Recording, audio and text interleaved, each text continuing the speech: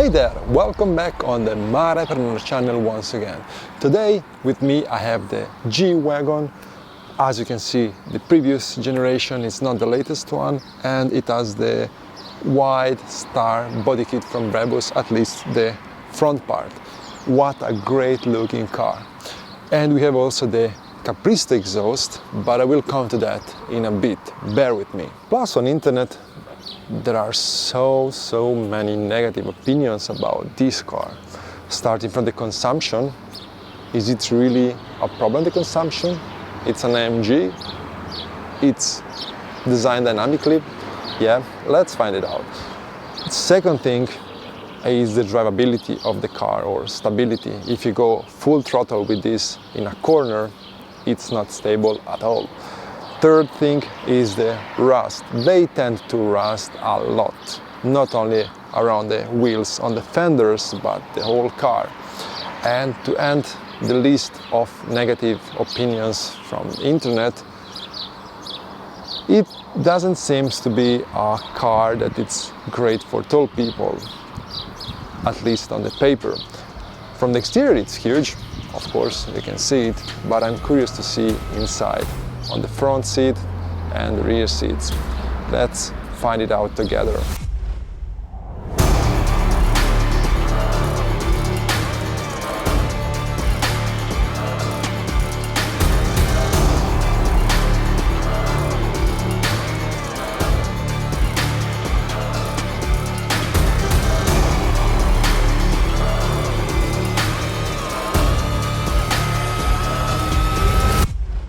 So as always, let's start to analyze the exterior. So in front we have completely new bumper from the Widestar body kit from Brabus. The grille has been changed.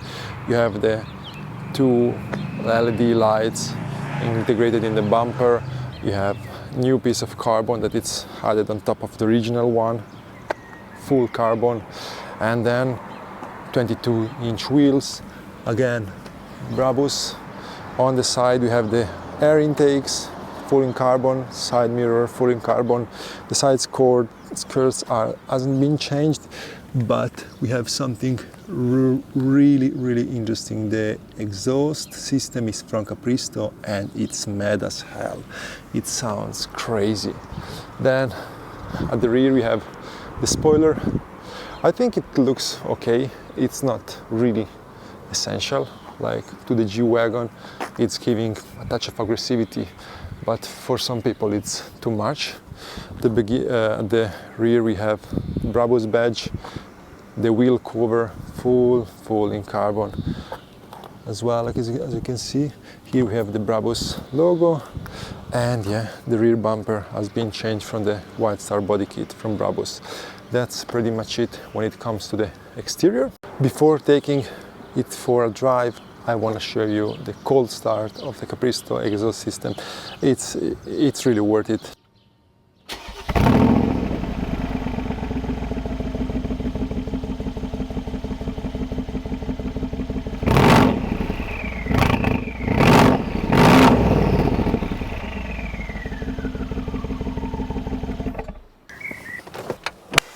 I love the cold start of this car.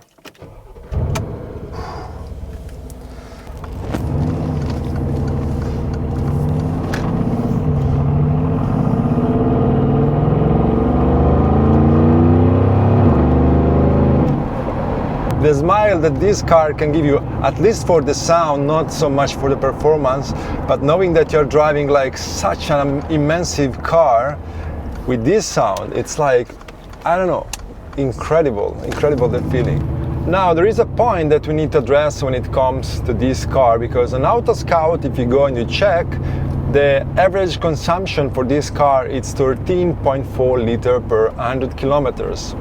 But knowing from my experience, once we had the G-Class G350, I think it was, diesel, and we drove it from Serbia to Switzerland, so it means around 1,200 kilometers, and that the average for the diesel model was 15 liters on the high roads. So now I think Autoscout is cheating a little bit with the numbers, but now it's 22 liters per 100 kilometers. So it's the consumption that it's showing after 15 minutes of driving. But if I switch to the, let's say, average in 52 hours of driving, it's 17 liters. So I think Autoscout is cheating a little bit with the numbers, because it's literally impossible that this squared tank can consume 13 liters per 100 kilometers. I mean, even GLA and Porsche Cayenne, that are much more dynamic cars, are consuming around 11-12 liters.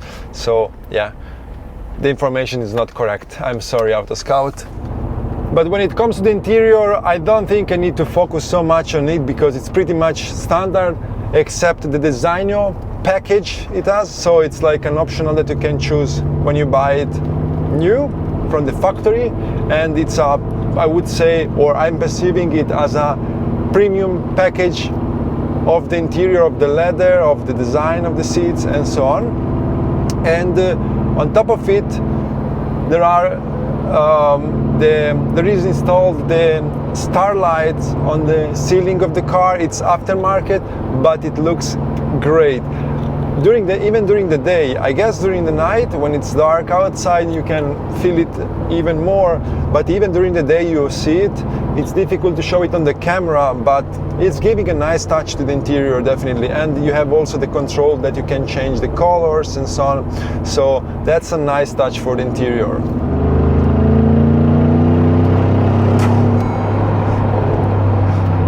I think this review should be all about speed and performance of the car, and I don't need to say anything else, because this car is giving you so much fun, so much smile. Crazy, it's crazy. It's crazy, the sound of it, it's oh my god. And everyone literally, it's like watching you constantly, even from other cars when you pass on, they're passing on the other side, like they're watching you constantly.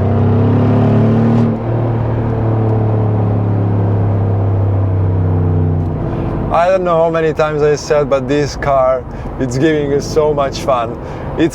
I don't even like it how it is driving it, because it's so unstable, and when you accelerate, it's floating everywhere on the street. Literally, you struggle to keep it in your lane, but it's just so fun. Listen, holy moly, like wow. Wow, this is crazy. This is crazy. Listen, the acceleration. Listen.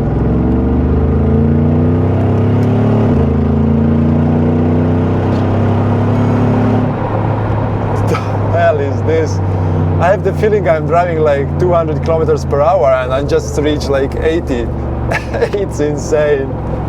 It's insane. I love the exhaust. The sound of this car has always been something special, but really, like, I don't know another car that is sounding like this. Another SUV, I don't have in mind anything at the moment, but I'm enjoying the G-wagon. Yeah, it's floating everywhere, like in the corners. It's very, not difficult, but you need really to stay careful. You cannot keep like the steering wheel with one hand, because I feel I will lose control immediately. So I definitely agree with the negative opinions on the web that, yeah, it's not the easiest car to drive in the corners, especially if you drive fast. I mean, just to be clear, I'm not overspeeding, I'm going 80 kilometers per hour, but already you feel that the car is floating. So yeah, that's definitely one negative aspect of it. So now let's face the interior, the legroom, the headroom. Is it really comfortable for tall people? Because at the end of the day, I started doing reviews for that reason, that I can show you if the cars are great for tall people or not. And today that we are testing the G-wagon, and everyone has the assumption that the car is huge, you can have a lot of space inside, but let's face that, because in fact it's not real. So when you check my knees, like, okay, now I have the foot on the brake, but if I'm moving the leg on the throttle, you see that my leg is constantly touching here the center console. It's so annoying. And to be honest, like I'm driving it for 30 minutes now, and I feel pain in the right knee. And on the left side, it's even worse because the knee, it's constantly hit the door, and here there is the door handle that it's constantly touching your knee, and it's so painful, to be truly honest. So when it comes to the legroom, I mean, you can drive it. I've driven the G-wagon for many hours in a row, so you can do it. But when it comes to the comfort at the end, like, is it really comfortable? I would say somewhere 3, 4 out of 10, in my honest opinion.